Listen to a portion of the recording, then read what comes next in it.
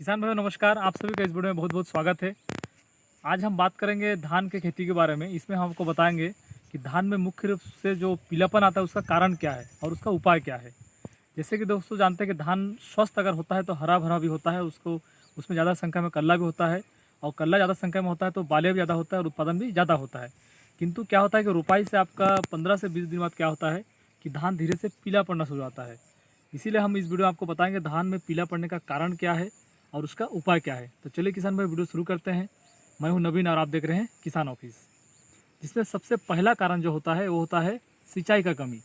जैसे कि आप धान रोपाई कर दिए और 10 से 12 दिन हो गया, उस समय अगर आप खेत को सूखा रखते हैं तो क्या होता है उसमें दीमक का आक्रमण होता है और दीमक क्या होता है काट देता है जड़ के पास से, और क्या होता है पौधा धीरे धीरे पीला होना शुरू हो जाता है, आपका खेत पीला दिखेगा। दूसरा में क्या होता है कि अगर आपका खेत ही सूखा रहेगा तो वह अच्छे से नीचे से न्यूट्रिएंट नहीं ले सकता है, मतलब पोषक तत्वों का अवशोषण नहीं कर सकता है, और पोषक तत्व की कमी के कारण धान का पौधा पीला होता है। ये तो पहला कारण हो गया। इसका उपाय क्या है कि आपको हमेशा धान खेत में पानी भर के रखना है। अगर धान खेत में पानी रहेगा तो आपका दीमक भी आक्रमण नहीं करेगा, दीमक जड़ को नहीं काटेगा। दूसरा क्या होगा कि पानी रहने से पोषक तत्व का अवशोषण भी होगा और धान आपका हरा भरा और स्वस्थ रहेगा। अब बात करते हैं हम दूसरे नंबर पर जो सबसे प्रमुख कारण होता है, इसमें हम बात करें नाइट्रोजन का कमी। नाइट्रोजन का जो मुख्य धान में काम होता है, अर्थात नाइट्रोजन का धान के फसल में क्या कार्य है। तो नाइट्रोजन क्या करता है कि यह एक प्रकार से आपको धान के फसल में प्रोटीन का सोर्स है, मतलब यही प्रोटीन को तैयार करता है धान के फसल में। दूसरा क्या होता है कि यह मतलब धान को हरा रंग प्रदान करता है। जो नाइट्रोजन है जब आप इसको खेतों में देंगे तो धान का पौधा हरा होगा। तीसरा क्या है कि यह बहुत ही तेज़ी से धान जो वानस्पतिक वृद्धि करता है। जब नाइट्रोजन को आप खेतों में डालेंगे तो जो वानस्पतिक वृद्धि है, मतलब धान का कल्ला निकलना, धान का पत्ती बढ़ना, धान का लंबाई में बढ़ना, मतलब वानस्पतिक वृद्धि को तो यहाँ नाइट्रोजन बढ़ाता है। अब बात करते हैं कि अगर नाइट्रोजन कमी हो जाता है तो क्या होता है। नाइट्रोजन का अगर कमी हो जाएगा, नाइट्रोजन अगर मुख्य रूप से मैं बताऊंगा तो आप समझ लीजिए यूरिया, क्योंकि यूरिया में 40% नाइट्रोजन होता है। धान के खेती में मुख्य रूप से यूरिया का इस्तेमाल किया जाता है नाइट्रोजन के सोर्स के रूप में। तो अगर आप रोपाई के बाद अगर उसमें या रोपाई से पहले अगर आप NPK DAP या तो नाइट्रोजन नहीं देते हैं, मतलब यूरिया नहीं देते हैं, तो क्या होगा कि नाइट्रोजन का कमी हो जाएगा और धान का जो निचली हिस्से है, निचली जो पत्ती है वो धीरे धीरे पीला होना शुरू हो जाएगा, और ऐसे इसी क्रम में ऊपर का पत्ती भी धीरे धीरे पीला होना शुरू हो जाता है। आपका खेत भी क्या होगा, पीला दिखाई देगा। इसका उपाय यही है कि आप धान के रोपाई के समय ही आप या तो DAP या तो NPK जो खाद होता है उसको बेसल डोज के रूप में दे के ही आप रोपाई कीजिए, या फिर आप 10-12 दिन होने बाद आप DAP छिड़काव कर दीजिए, या तो जैसे 20 से 25 दिन है जब कलर निकलने का समय है उस समय 25 किलो यूरिया प्रति एकड़ की दर से आप छिड़काव कर दीजिए। ये बहुत ही अच्छा उपाय। इससे क्या होगा, आपका धान में कल्ला भी निकलेगा और धान आपका हरा भी रहेगा और वानस्पतिक वृद्धि भी तेज़ी से होगा। अब तीसरे नंबर पर हम बात करते हैं धान का जो एक रोग है जो कि एक न्यूट्रिएंट की कमी से होता है, जिसका नाम है खैरा रोग। जो खैरा रोग है ये जिंक की कमी के कारण होता है। जिस खेत में जिंक रहता है वहाँ यह रोग दिखाई नहीं देगा, लेकिन जिस खेत में जिंक का कमी होता है वहाँ पर यह रोग निश्चित रूप से आएगा। और खैरा रोग से आपका धान का जो उत्पादन है 30 से 40% तक कम हो जाता है। इसमें जो खैरा रोग का जो लक्षण है आप देखेंगे, जो ऊपरी पत्ती है वह धीरे धीरे पीला होना शुरू हो जाता है। इसके बाद जो धान का जो पत्ती है वो सक्रिय होता है और धान का पौधा हल्का बौनापन दिखा देगा आपको, मतलब अच्छे ग्रोथ से वो बढ़ेगा नहीं।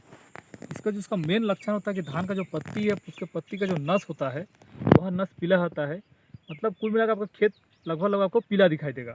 यह खैरा रोग का लक्षण है जो कि जिंक के कमी के कारण होता है। और इसका एक ही उपाय है कि अगर आपको पता है पहले से कि हमारे खेत में जिंक का कमी है तो आप रोपाई के समय ही क्या कीजिए, जिंक सल्फेट 10 से 12 किलो की दर से आप खेत में दे के ही आप रोपाई कीजिए।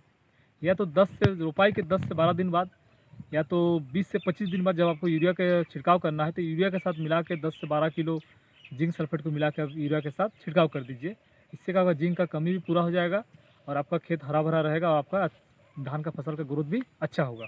चौथे नंबर जो प्रमुख समस्या है, एक प्रकार का रोग है जिसमें भी धान का खेत आपको पीला दिखाई देता है। धान का जो रोग है वो है, उसका नाम है ब्लास्ट, जिसको बोलते हैं ब्लास्ट ऑफ राइस।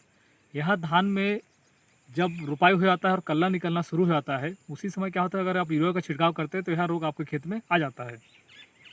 इस रोग का जो कोनिडियोस्पोर है, मतलब इसका जो बीजाणु होता है वह खेत के मेड़ों में रहता है और जब अपना अनुकूल परिस्थिति पाता है तो अपना धान के फसल में आक्रमण कर देता है। इसका जो लक्षण है आपका नाव के आकार का आपका धब्बा दिखाया था। नाव या तो आपका आँख जो होता है उसी आकार का, मतलब लंबाई में ज़्यादा होता है और चौड़ाई में कम होता है, उसी आकार का आपका धब्बा धान के पत्तियों में दिखाई देता है। यह रोग 3 अवस्था में आता है। ये जब कल्ले निकलने से आपका पत्तियों में लगता है, और जब फूल आता है तो धान का जो गांठ बनता है, नोड बोलते हैं इंग्लिश में, उस जगह पे यहाँ रोग लगता है, जिसको बोलते हैं आपका नोड ब्लास्ट। इसके बाद क्या होता है, जब धान का बालियाँ निकलता है तो बाली जैसे झुक जाता है तो गर्दन होता है, जिसको बोलते हैं नेक ब्लास्ट, मतलब गर्दन के पास यह रोग लगता है। तो मुख्य रूप से जब पत्तियाँ रहता है, मतलब जब कल्ला निकलता है उस समय अगर ब्लास्ट लगता है तो उसमें पत्तियों में नाव के आकार का धब्बे बन जाता है, जो हल्का भूरा या पीला रंग का दिखाई देता है, और बीच में हल्का आपका भूरा और सफ़ेद रंग का रहता है। इससे कारण भी क्या होता है, आपका धान का खेत पीला दिखाई देता है। और इसका जो उपाय है, इसके लिए बहुत ही अच्छा दवा है जो कि सिजेंटा कंपनी का है, एमिस्टार, जिसमें 2 प्रकार का फंजीसाइड पाया जाता है। एक होता है एजोऑक्सिस्ट्रोबिन, जो उसमें 18.2% पाया जाता है, और दूसरा होता है डाइफेनोकोनाजोल, जो कि 11.4% पाया जाता है। 2 प्रकार का फंजीसाइड होता है। बहुत ही इसका अच्छा रिजल्ट है। अगर इसको आप एक टंकी में जो 15 लीटर वाला जो टंकी होता है, उसमें आपको 10 से 12 ml इस दवा को मिलाना है, और मिलाकर इसको खेतों को अच्छे से भिगा कर स्प्रे करना है, जिससे क्या होगा, आपका ब्लास्ट डिजीज खत्म हो जाएगा और आपका धान खेत भी हरा हो जाएगा और उसका ग्रोथ भी अच्छा होगा। इसके बाद हम अंत में बात करेंगे आपका जो सबसे प्रमुख है, यह भी एक प्रकार का रोग है जो कि वायरस जनित रोग है। यह आपका धान के फसलों में पाया जाने वाला जो इंसेक्ट है, जिसको बोलते हैं आप ग्रीन लीफ हॉपर, यह बहुत ही सूक्ष्म दिखाई देता है, छोटा छोटा होता है और हरे रंग का फुदका होता है। इसको हरा फुदका भी हरा फुदका बोलते हैं हिंदी में। यह बहुत तेज़ी उछलता है। आप खेत में जैसे चलेंगे, इसको ऐसे हाथ से अगर फसल को लहराते हैं तो उछलने लगता है। यह क्या करता है कि एक पौधा से रस को चूस के दूसरे पौधा में जाकर रस चूसता है, और इस डिजीज़ को एक पौधा से दूसरे पौधा में फैलाता है। इस डिजीज़ का जो लक्षण है, आप खेत में खड़े होकर देखें तो आपका खेत नीचे से हरा दिखेगा, ऊपर से इसका पत्ती क्या होगा, पीला होता है, और पूरा खेत आपका पीला दिखाई देगा। अब इसका अधिक जानकारी लिए, जो टुंगो वायरस डिजीज़ ऑफ राइस, इसका अधिक जानकारी के लिए मेरे चैनल में ऑलरेडी एक वीडियो है, वहाँ जाकर आप वीडियो को सर्च करके देख सकते हैं। इसका जो उपाय है बहुत ही सरल उपाय है। इसके लिए आपको क्या करना है, एक दवा आता है मार्केट में, बायरोसन नाम से आता है, जिससे आपको 1 लीटर पानी में 1 ग्राम दवा मिलाना है। दूसरा एक दवा है मैजिक 70, जिसमें कि इमिडाक्लोप्रिड 70% पाया जाता है। उसको एक पाउच, छोटा पाउच आता है, उस पाउच को एक टंकी में मिलाना है, मिलाकर अच्छे से खेतों में स्प्रे कर देना है।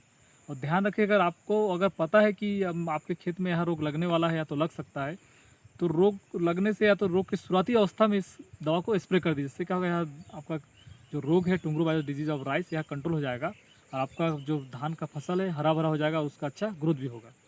तो दोस्तों, आज हमने बात किया कि धान का पीलापन का क्या कारण है और उसका क्या उपाय है। तो मेरे द्वारा जो जानकारी आपको दिया गया है, अगर आपको अच्छा लगा है, आपके लिए उपयोगी है, तो वीडियो को जरूर लाइक कीजिएगा और शेयर कीजिएगा। और अभी तक अगर हमारे चैनल को सब्सक्राइब नहीं, चैनल को सब्सक्राइब भी कर लीजिएगा। चलिए मिलते हैं अगले वीडियो में, तब तक के लिए नमस्कार। वीडियो देखने के लिए बहुत धन्यवाद।